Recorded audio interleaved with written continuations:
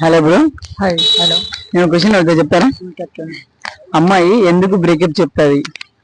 వాళ్ళకి వేరే వాళ్ళు దొరుకుతారు కాబట్టి బ్రేకప్ చెప్తారు. అంటే ఎందుకు దొరుకుతాయి? మీరు మంచిగా చూసుకోలేదానే? అంటే నువ్వు కేరింగ్ చూపించలేదా, లేకపోతే తను చెప్పిన మాట విన్నాం లేదా? ఎందుకు బ్రేకప్? నేను చూపించా బ్రో, కేరింగ్ చూపించిన, లవ్, ఎఫెక్షన్, ఫీలింగ్స్ అవన్నీ చూపించిన. బట్ ఆ అమ్మాయికి అవన్నీ ఓవర్ గా ఎక్స్పెక్టేషన్స్ అయ్యి వదిలేసింది. అంటే మనం ఒక అమ్మాయి ఆశించేది అవే కదా, కేరింగ్, ఎఫెక్షన్, లవ్. కొంతమందికి ఏంటంటే అవన్నీ ఎక్కువ చూపించి కూడా వదిలేస్తారు. ఎక్కువ చూపించకూడదు అంటారు.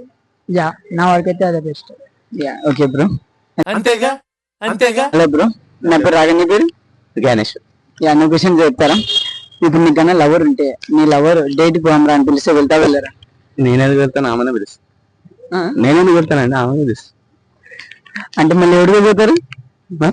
ఎవరితో పోతారు? అమ్మతో పోకుంటే సింగిల్ గా ఉంటాం. అంటే అమ్మాయి డేట్ పిలిస్తే పోరా?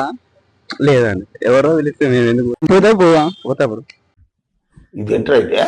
అరే నీ అబ్బా, అరే నివరకు పైన నిప్పు, అరే నీ అబ్బా జఫా.